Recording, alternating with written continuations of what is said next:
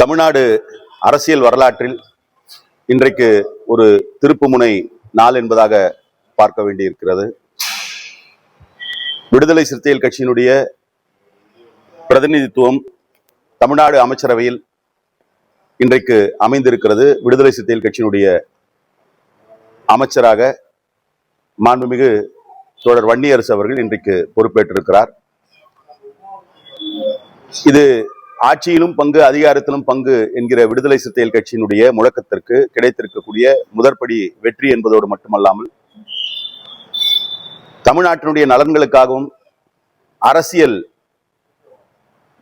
நிலைத்த தன்மைக்கும் கூட்டணி ஆட்சி என்பதுதான் தமிழ்நாடு அரசை வழிநடத்துவதற்கான சிறந்த அமைப்பாக இருக்கும் என்கின்ற கருத்தை விடுதலை சிறுத்தைகள் கட்சி தொடர்ந்து வலியுறுத்தி வந்திருக்கிறது. தலைவர் எழுச்சி தமிழர் அவர்கள் தொடர்ந்து அதை பேசியிருக்கிறார். அதனுடைய எதிரொலியாகத்தான் 2016 கூட மக்கள் நல கூட்டணி கட்டமைக்கப்பட்டது. ஆனால் அதற்கு எதிராக தொடர்ச்சியாக கருத்துக்கள் பதிவு செய்யப்பட்டது, பரிமாறப்பட்டது. கூட்டணி ஆட்சி என்பது தமிழ்நாட்டில் சாத்தியமில்லை என்கின்ற கருத்து குறிப்பாக திமுக அதிமுக தரப்பிலிருந்து தொடர்ச்சியாக வலியுறுத்தப்பட்டு வந்தது. அப்பொழுதெல்லாம் தலைவர் எழுச்சி தமிழர் அவர்கள் கூட்டணி ஆட்சி என்பது சாத்தியம்தான், அதை மக்கள் சாத்தியமாக்குவார்கள் என்கின்ற கருத்தை பதிவு செய்திருந்தார். இன்றைக்கு அது சாத்தியமாகியிருக்கிறது. இனி வரும் காலங்களில் தேவையான அறுதி பெரும்பான்மை இருந்தால் கூட கூட்டணி ஆட்சி என்கின்ற நிலை நம்முடைய பக்கத்து மாநிலங்களான கேரளா போன்ற மாநிலங்களில் அமைந்திருப்பது போல தமிழ்நாட்டிலும் அத்தகைய சூழல் அமையும் என்பதாகத்தான் பார்க்கிறேன். இப்ப திமுக கூட்டணியில தொடர்ந்து இருக்கீங்களா? நேற்றைக்கே தலைவர் எழுச்சி தமிழர் அவர்கள் இடத்துல இந்த கேள்வியை முன்வைத்த பொழுது இன்னும் ஓரிரு நாளில் விரிவான பதிலை சொல்வதாக சொல்லியிருக்கிறார். ஆனால் அதற்குள்ளாக திராவிட முன்னேற்ற கழகத்தின் தரப்பிலிருந்து குறிப்பாக பொதுவாக இன்றைய காலகட்டத்தில் சமூக வலைதளங்களில் பல்வேறு அரசியல் அமைப்பை சார்ந்தவர்கள் பதிவு செய்வது என்பது மிகவும் இயல்பாக இருக்கிறது. அத்தகைய கருத்துக்களை நாம் புறந்தள்ளலாம். ஆனால் தலைமை பொறுப்பிலே இருக்கக்கூடியவர்கள் இன்றைக்கு மிகவும் தரக்குறைவாக, இன்னும் சொல்ல போனால் மிக மிக கடும் சொற்களை கொண்டு இன்றைக்கு தங்களுடைய விமர்சனங்களை முன்வைத்து வருகிறார்கள். திராவிட முன்னேற்ற கழக கூட்டணி இன்றைக்கு தேர்தலில் எதிர்பார்த்த வெற்றி கிடைக்காத நிலையில் திராவிட முன்னேற்ற கழகம் ஆட்சியை இழந்திருக்கிறது. இது திராவிட முன்னேற்ற கழகத்திற்கு புதிதல்ல. கடந்த காலங்களிலும் இத்தகைய தோல்விகளை சந்தித்து இருக்கிறது, அதிலிருந்து மீண்டு வந்திருக்கிறது. இன்றைக்கு அந்த கட்சியிலே இருப்பவர்களே கூட பொதுதளத்திலும் சமூக வலைதளங்களிலும் திராவிட முன்னேற்ற கழக கூட்டணி, திராவிட முன்னேற்ற கழக தோல்விக்கான பல காரணங்களை பட்டியலிட்டு வருகிறார்கள்.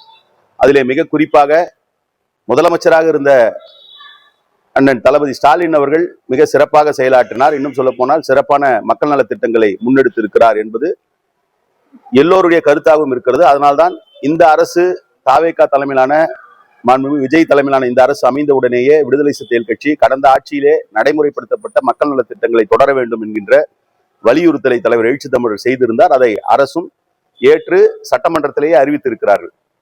ஆனால் முதலமைச்சருடைய செயல்பாடு, முதலமைச்சருடைய நல்லெண்ணம் இவற்றையெல்லாம் கடந்து திமுக அடைந்த பின்னடைவிற்கு, திமுக கூட்டணிக்கு நேர்ந்த பின்னடைவிற்கு காரணம் திமுகவினுடைய அடுத்த நிலையில் இருக்கக்கூடிய தலைவருடைய செயல்பாடுகள் என்று நாங்கள் விமர்சிக்கவில்லை. அந்த கட்சியிலே இருக்கக்கூடிய தோழர்களே, அந்த கட்சியிலே இருக்கக்கூடிய பொறுப்பாளர்களே சமூக வலைதளங்களிலும் பொது தளங்களிலும் அத்தகைய விமர்சனங்களை முன்வைத்திருக்கிறார்கள். அத்தகைய விமர்சனங்களில் வலிமை இருக்கிறது என்பதால் தான் திராவிட முன்னேற்ற கழக தலைவர் அண்ணன் ஸ்டாலின் அவர்கள் மிக தெளிவாக இதை ஆய்வு செய்வதற்கென அந்த கட்சியிலேயே ஒரு குழுவை அமைத்திருக்கிறார். அந்த குழுவிற்கும் சில வழிகாட்டுதல்களை வழங்குகின்ற பொழுது யாருடைய தலையீடும் இல்லாமல் நீங்கள் இந்த அறிக்கையை சமர்ப்பிக்க வேண்டும் என்றெல்லாம் சொல்லி இருக்கிறார். உண்மை இவ்வாறு இருக்க தங்களிடம் இருக்கக்கூடிய குறைபாடுகளை மறைப்பதற்காக, தங்களிடம் இருக்கக்கூடிய பிழைகளை மறைப்பதற்காக இன்றைக்கு குறிப்பாக திராவிட முன்னேற்ற கழகத்தினுடைய அடுத்த நிலையிலே உள்ள தலைவர்கள் இத்தகைய விமர்சனங்களை முன்வைப்பது என்பது ஏற்புடையதல்ல. அரசியல் நாகரிகத்தை போற்றி பாதுகாக்கின்ற ஒரு இயக்கமாக விடுதலை சிறுத்தைகள் கட்சி இருக்கிறது. அந்த வகையிலே தான் இந்த விமர்சனங்களை புறம் தள்ளுகிறோம். ஆனால் இந்த நிலை தொடர்ந்தது என்று சொன்னால் அதற்கு பிறகு அது தொடர்பான எதிர்வினைகளை ஆற்ற வேண்டிய சூழலும் வரும் என்பதை இந்த நேரத்தில் தெரிவிக்க கடமைப்பட்டிருக்கிறேன். கூட்டணி தொடர்பான முடிவுகளை தலைவர் எழுச்சி தமிழர் அறிவிப்பார். நீங்கள் சொன்னது போல இன்றைக்கு ஆதரவு தெரிவித்திருக்கிறோம் என்கின்ற நிலைப்பாட்டில் இருக்கிறோம். எங்களுடைய கருத்தியல் நிலைப்பாட்டிலோ கொள்கை நிலைப்பாட்டிலோ எந்த விதமான மாற்றமும் இல்லை. கருத்தியல் சார்ந்து, கொள்கை சார்ந்து தொடர்ந்து அரசியல் களத்திலே பயணிப்போம். பூமுடிக்க ஒரு இடம் புணர்ச்சிக்கு ஒரு இடம் ஒரு மகாமட்டமான ஒரு ஆராசா சொல்லியிருக்காரு. நான் அதுதான் சொன்னேன். நாகரிகம் இல்லாத வார்த்தைகளை ஒரு பொறுப்பான இடத்துல இருக்கக்கூடியவர்கள் பேசுவது என்பது ஏற்புடையதல்ல. இது அவங்க தான் மற்றவர்களுக்கு வழிகாட்டக்கூடிய நிலையில இருக்காங்க, மூத்த அரசியல்வாதிகள் என்கின்ற நிலையில. நீங்களே அதை சொன்னீங்க. இப்ப நீங்க சொல்றீங்க உங்களுடைய கருத்தே பொதுமக்களுடைய கருத்தாக இருக்கிறது, தரமற்ற ஒரு விமர்சனமாக இருக்கிறது. அரசியல் ரீதியான விமர்சனங்களை முன்வைக்கலாம். ஆனா அதை முன்வைக்கக்கூடியவர்கள் அவர்கள் இருக்கக்கூடிய நிலை அறிந்து அத்தகைய விமர்சனங்களை முன்வைக்க வேண்டும். இந்த விமர்சனம் மிக மிக தரமற்ற ஒரு விமர்சனம். அதனால்தான் இது தொடர்பான கருத்தையும் பதிவு செய்திருக்கிறேன். மீண்டும் சொல்கிறேன், அவர்கள் குறிப்பாக திராவிட முன்னேற்ற கழகத்தில் இருக்கக்கூடிய 2ஆம் நிலையில் இருக்கக்கூடிய தலைவர்கள், அவருடைய தொண்டர்கள், அவருடைய கட்சியை சார்ந்தவர்கள் வைக்கக்கூடிய விமர்சனங்களுக்கு மதிப்பளித்து, வைக்கக்கூடிய நியாயமான குற்றச்சாட்டுகளுக்கு மதிப்பளித்து, அதை சரி செய்வதை விட்டுவிட்டு விடுதலை சிறுத்தைகள் கட்சி மீது பாய்வதை தப்பித்துக் கொள்வதற்காக செய்கிறார்களோ என்கின்ற எண்ணம் இருக்கிறது. வேற ஏதாவது தலைவர் அதுதான் நீங்க திருப்பி உங்க நோக்கம் என்னன்னு தெரியல. நான் ஒரு வார்த்தை தான், அவருடைய ஸ்டேச்சருக்கு இது நல்லது இல்லைன்னு சொல்லியாச்சு. அவருடைய ஸ்டேச்சருக்கு இப்படி பேசுறது நல்லது இல்லை, அழகும் இல்லைன்னு சொல்லியாச்சு. அதை அவர் தான் திருத்திக் கொள்ளணும். அதை உங்களை மாதிரி செய்தியாளர்கள் அவரிடத்துல இதை முன்வைக்கணும். நீங்க இந்த மாதிரியான ஒரு கட்சியில ஒரு மிக உயரிய நிலையில இருக்கீங்க, ஏற்கனவே பல ஆண்டு காலம் மக்களவை உறுப்பினராக இருந்திருக்கிறீங்க, மத்திய அமைச்சராக இருந்திருக்கிறீங்க, ஒரு நாடறிந்த ஒரு வழக்கறிஞராக இருந்திருக்கீங்க, இதெல்லாம் இருக்கிறீங்க. நீங்க இந்த மாதிரியான விமர்சனம் முன்வைக்கலாமா? இது தவறான முன்னுதாரணம் ஆயிடுமா? எல்லாருக்கும் அறிவு சொல்லக்கூடியவர்கள், அறிவுரை சொல்லக்கூடியவர்கள், நாம இப்படி நடந்துக்கலாமான்னு செய்தியாளர்கள் தான் அவரிடத்துல கேட்கணும். இல்ல, நான் திருப்பி அதுல கேட்கறேன், இதையே அவங்க தலைமையே கண்டிக்கல. இல்ல இது தலைமையே இது அதாவது தலைமை கண்டிக்கலன்றது அடுத்த கட்டம். அது அவங்க கண்டிப்பாங்கன்னு எதிர்பார்க்கிறோம். அந்த கண்டிப்பு என்பது நீங்க நினைக்கிற மாதிரி, நான் நினைக்கிற மாதிரி பொது வெளியில தான் இருக்கணும்னு நம்ம எதிர்பார்க்க முடியாது.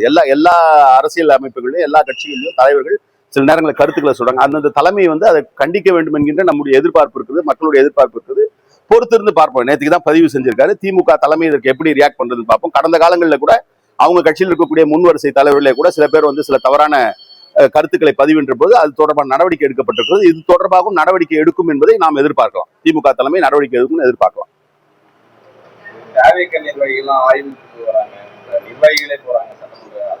இல்ல, அதுதான் இப்ப இன்னைக்கு அவங்க ஒரு அறிக்கை கொடுத்திருக்காங்க. தாவேக தரப்புல ஒரு அறிக்கை கொடுத்திருக்காங்க. இதெல்லாம் தவிர்க்க வேண்டும் என்பதாகத்தான் பார்க்கிறேன். இதெல்லாம் ஆர்வத்தின் அடிப்படையில அவங்க செய்யறாங்க. இதற்கு அவருடைய கட்சியை சார்ந்தவர்கள் உரிய வழிகாட்டுதலை வழங்க வேண்டும் என்று எதிர்பார்க்கிறோம். அந்த வகையில தான் இன்றைக்கு அவருடைய கட்சி பொதுச் செயலாளர் பேரிலே ஒரு அறிக்கை வந்திருப்பதாக இப்பதான் சற்று முன்னர் பார்த்தேன். அது போன்ற ஆய்வுகளில் ஈடுபடக்கூடாதுன்னு, தனிநபர்களாக ஆய்வுல ஈடுபடக்கூடாது என்பது வெகு இயல்பான ஒரு இதுதான். என்ன சொல்றது, அவங்களுக்கு அந்த மாதிரியான ஒரு அத்தாரிட்டி இல்லை. ஒரு அத்தாரிட்டியா இருக்கிறவங்க வேணா போய் கேட்கலாம், இல்ல தனிநபர்களா இருக்கக்கூடிய அவர்களுக்கு எழக்கூடிய குறைபாடுகளை உரிய அதிகாரியிடத்துல சந்தித்து கேட்கலாம். இந்த மாதிரி ஆனா என்னென்ன பிரச்சனை இருக்குன்னு யாரும் ஆய்வு எல்லாம் செய்ய முடியாது. ஒரு மருத்துவமனையில நான் போறேன், எனக்கு ஒரு பிரச்சனை ஏற்படுகிறது என்று சொன்னால் அந்த பிரச்சனை தொடர்பாக உரிய அதிகாரிகளிடத்துல கேள்வி கேட்கக்கூடிய உரிமை எனக்கு இருக்கிறது. ஆனா திடீர்னு ஒரு நாள் உள்ள போயிட்டு இது என்ன ஆச்சு அது என்ன ஆச்சுன்னு அவங்கள நம்ம நேரடியா கேட்க முடியாது. ஆனா அதற்கான வழிமுறைகள் இருக்கிறது. அந்த மாதிரி கேட்கணும்னா கூட அங்க இருக்கக்கூடிய குறைபாடுகளை தாவேகா கட்சியினர் மட்டுமல்ல, எந்த கட்சியினரா இருந்தாலும் உரிய அதிகாரிகள் இடத்துல அதை எடுத்துட்டு போய் சேர்க்கலாம், உரிய மக்கள் பிரதிநிதி இடத்துல அதை எடுத்துட்டு போய் சேர்க்கலாம். ஆனா இது மாதிரி எல்லா அதிகாரத்தையும் முழுமையாக கையில் எடுத்துக்கொள்வது என்பது ஏற்புடையதல்ல. அது சட்டத்திற்கு விரோதமானது. அதை புரிந்துதான் இன்றைக்கு தாவேகாவுடைய பொதுச் செயலாளர்கள் அறிக்கையும் கொடுத்திருப்பதாக பார்க்கிறேன். இன்னும் முழுமையான வழிகாட்டுதல கேட்கிறோம். இப்ப எப்படி நாம திமுக தரப்புல இருக்கக்கூடிய ஒரு பிரச்சனைக்கு திமுக நிர்வாகியை திமுக தலைமை கண்டிக்க வேண்டும் அல்லது தொடர்பான நடவடிக்கை எடுக்க வேண்டும் என்று எதிர்பார்க்கிறோமோ, அதே மாதிரி இதற்கும் நடவடிக்கை எடுப்பார்கள் என்று எதிர்பார்க்கிறோம். நடவடிக்கை எடுத்திருக்காங்க.